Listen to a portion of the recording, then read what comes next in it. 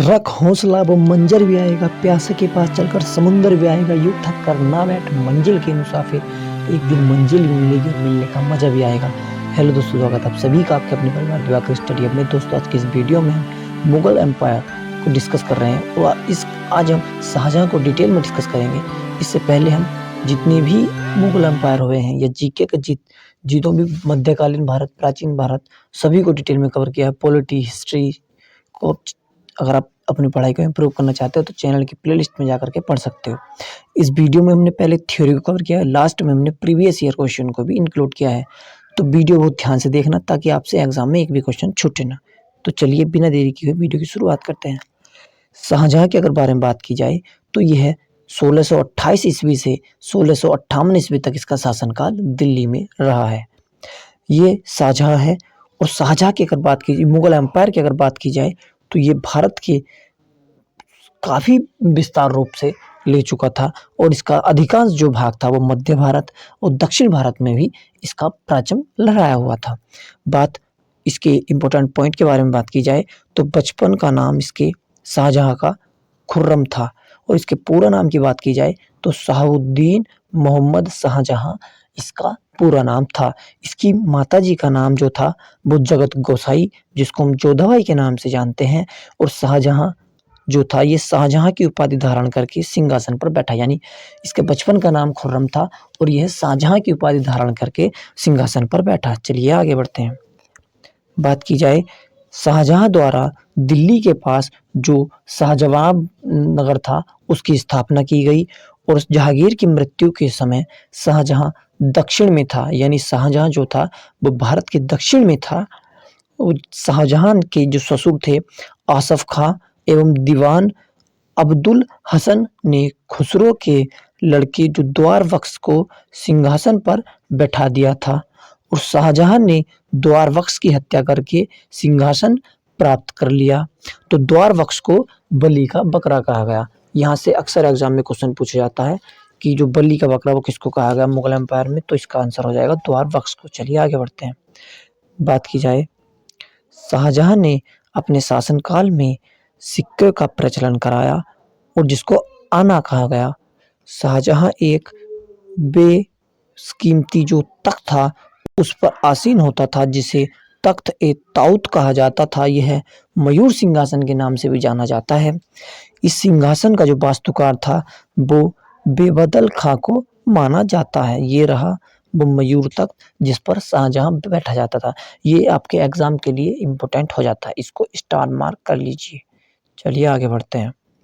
बात की जाए अगले पॉइंट के बारे में तो शाहजहां का विवाह 1612 ईस्वी को आसफ खां की जो पुत्री हुई जिसका नाम था अर्जुमंद बानो बेगम इसका नाम हुआ। और जो जहांगीर की सबसे प्यारी पत्नी थी नूरजहां की यह भतीजी थी। अर्जुमंद बानो बेगम को ही आगे चलकर मुमताज महल कहा गया, जिसको आज हम कहते थे कि शाहजहां ने मुमताज की महल याद में ताजमहल बनवाया था। तो इसका असली नाम आज जान लीजिए, इसका असली नाम था अर्जुमंद बानो बेगम। चलिए आगे बढ़ते हैं। शाहजहां और मुमताज से वैसे तो 14 पुत्र हुए जिसमें 7 मर चुके थे और 7 बचे हुए थे, तो जिनको 4 पुत्र बचे और 3 यहाँ की उनकी बेटियां बची। चारों पुत्रों के एक बार नाम जान लेते हैं। औरंगजेब, मुरादबख्श और दूसरा दाराशिको और चौथा है शुजा। ये इसके चारों पुत्र थे। चलिए आगे बढ़ते हैं। 1631 में मुमताज की मौत के पश्चात शाहजहां ने आगरा में जो यमुना नदी के किनारे था मुमताज की याद में ताजमहल की नींव डली। यानी भैया जो ताजमहल की नींव डली है शाहजहां ने मुमताज की याद में डाली थी।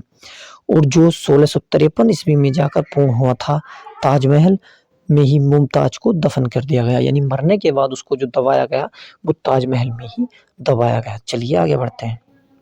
बात की जाए शाहजहां के शासनकाल में कुछ जो स्थापत्य कला, यानी जो कुछ शासनकाल में जो स्थापना हुई, जो इमारतें बनी, उसके बारे में बात की जाए तो शाहजहां के शासनकाल में जो सांस्कृतिक दृष्टि से स्वर्णिम युग कहा जाता है, शाहजहां ने अपने शासनकाल में कई प्रसिद्ध इमारतें बनवाई, जिनमें आगरा में स्थित ताजमहल, दिल्ली का लाल किला, जमा मस्जिद, आगरा की मोती मस्जिद, आगरा के किले में स्थित दीवाने खास, दीवाने आम, जो मुसलम बुर्ज था, लाहौर में स्थित जो शालीमार बाग, जो शालीमार बाग में स्थित शीश महल, और काबुल, कंधार, कश्मीर और अजमेर आदि कई महल और बगीचे इसके द्वारा बनवाए गए, यानी इसके शासनकाल में ही बनवाए गए।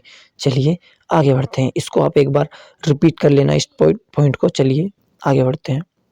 यहाँ तक हमने जो शाहजहां की कंप्लीट थ्योरी को कवर किया। अब हम प्रीवियस ईयर क्वेश्चन को डिस्कस करते हैं।